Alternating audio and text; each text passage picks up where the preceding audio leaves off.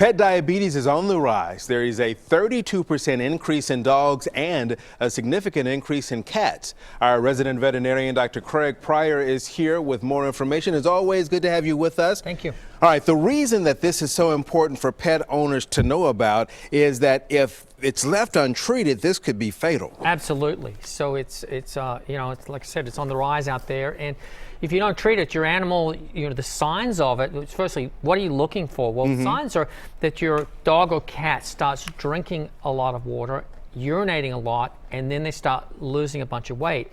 And as it progresses, because the body's not producing the insulin it needs to get the energy out of the food that it needs, it starts destroying its own body proteins, and you get a process called ketoacidosis that leads the animal eventually into a coma and death.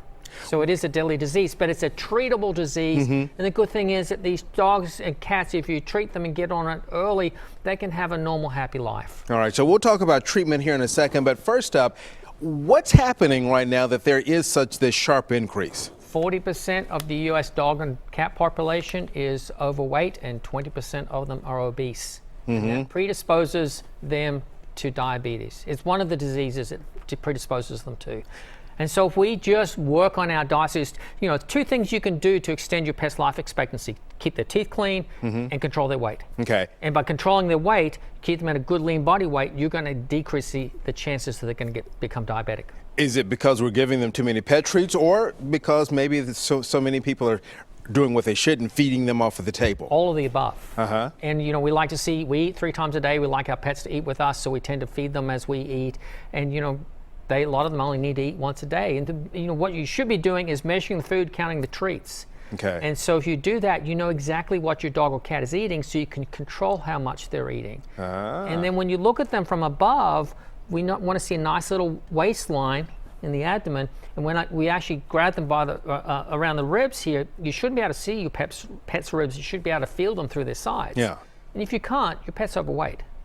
Okay. All right. Good information to know there. What about treatment? So you say this is manageable. So what are some of the things that folks should be doing to treat this? So it has to be treated through your veterinarian. So, you know, if you start seeing signs of drinking more, urinating more, sudden weight loss, take your pet in to see your veterinarian. Let's see what needs to be done.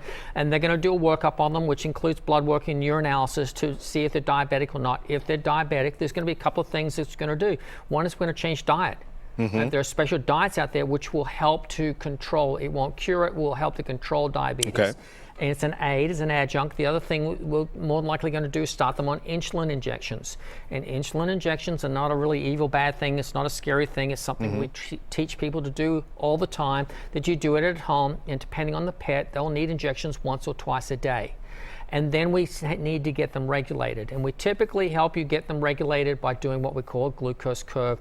We're trying to work out what their blood glucose is doing over a 12-hour period. We do that in the hospital.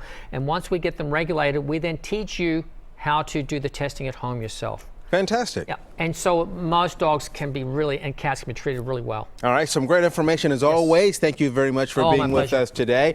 Dr. Pryor is with the Murphy Road Animal Hospital. You will find his contact information on our website at newschannel5.com.